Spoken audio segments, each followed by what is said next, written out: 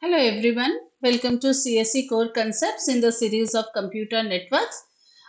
In this video, I am going to discuss about the data link layer and particularly a protocol, a very popular protocol called as the stop and the wait flow protocol. Now let us first get introduced to the data link layer. So earlier we have studied about the physical layer where actually the raw bits of data are getting transmitted. So we have seen some error control techniques and single signal encoding techniques. Now this is the second layer in your OSI model, and the major responsibility of this layer is a proper reliable data transfer directly connected nodes over a single network link. So the primary function of the data link layer includes framing. That is, whatever data it is getting from the network layer. So the upper layer to the data link layer is the network layer. In case if you are not aware of it, please go through my video on the OSI reference model. You will get a complete picture of all the 7 layers of the OSI model. So it divides whatever data it is receiving from the network layer, it is dividing it into some smaller units which are manageable, and these units are called as frames. So it will add a header to each of the frame which includes the physical address of the data, right, of the host. That is, that physical address is called as the MAC address. And another is the media access sublayer. So it is a sequence in which the node transmit the data. See, basically what happens if you have a sender and a receiver and both are sharing one communication channel.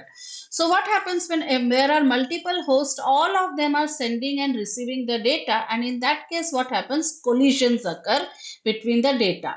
So whenever a collision occurs, the data is damaged. So the sender has to resend the data. So basically this sublayer, it is a sublayer of the data link layer. So it determines the sequence in which one after the other the data should go in that shared channel so as there are fewer number of collisions. That is the another work. And the other work of the data link layer responsibility is the flow control. Sometimes it happens that the sender speed is higher than the receiver speed. So if the sender goes on sending the packets and the data, so in that case the receiver is slow, and what happens is that the data exchange is not at a good rate. Receiver has sent hundreds of packets, but the sender has sent hundreds of packets, but the receiver is not able to perceive all the packets. Right. So in that case, what happens that the timer goes off for the packet, and the sender will assume that his packets have got lost. And one of the major work of the data link layer is the integrity of the data. That is, the data should be error free.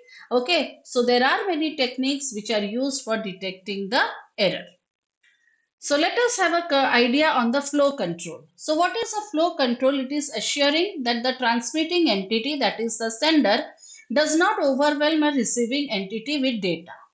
So the receiving entity allocates, the receiver has a buffer, okay, of some length. Let's say the length is 10. So at a time it can receive only 10 packets of data, not more than that. Okay.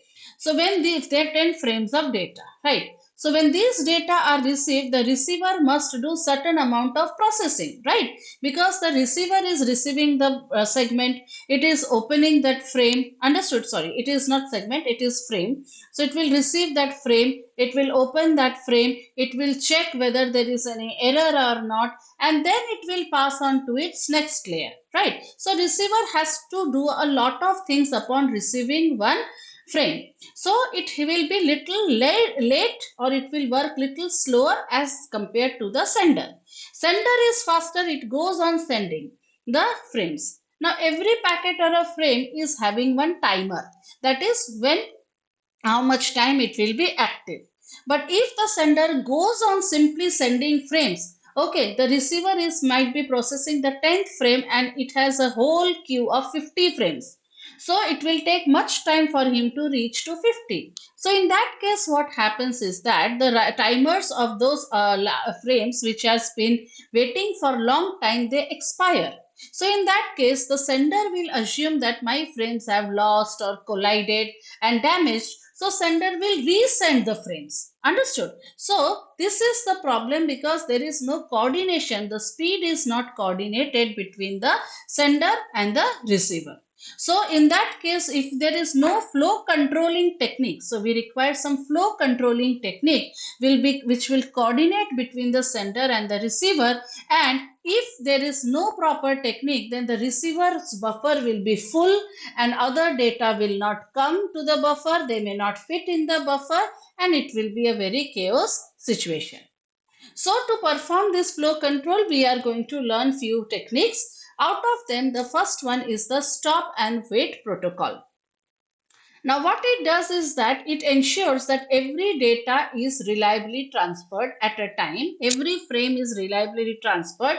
So for that it requires an acknowledgement from the receiver before sending the next frame. So suppose it has sent one frame, it will keep on waiting until it receives a positive acknowledgement from the receiver. That acknowledgement means that yes, I have received your frame. Now you can send me the next frame. Okay, so functions as a basic form of, this is a very basic flow control technique and it can work on noiseless channels, but it has lots of idle time. You imagine that if a frame will go to the receiver and you are waiting till you receive an acknowledgement, then you send the next frame. So you can imagine how much time the receiver is wasting simply sitting idle. Okay, so if the acknowledgement is not received within certain amount of time, then the sender will again retransmits the frame. So let us take some example and understand. Let's say this is a sender window and there is a green one is the receiver window. And we are working as a function of time.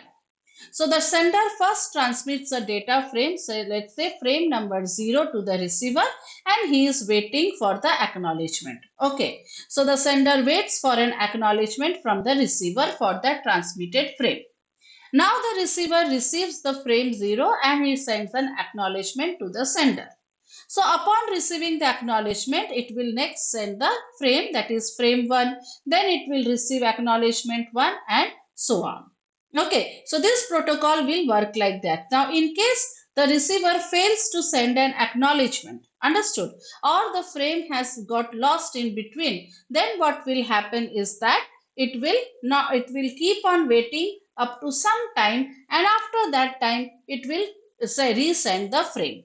Understood? So it is very much likely that because of congestion, because of more traffic, frame could not reach on time. Okay, so every frame is given a timer. Okay, and within that timer, if that acknowledgement is not received, sender will resend the frame. So the key issues or key factors of this algorithm is that it is a very simple protocol and it helps preventing the sender from bombarding the receiver with lots of frames. It is unidirectional. That means at a time only one of them will be sending the message, either the sender or the receiver. And hence the efficiency is very low because the sender is losing significant amount of time waiting for the acknowledgement. So there are some drawbacks of this algorithm which will be overcome with another flow control algorithm called as the sliding window protocol.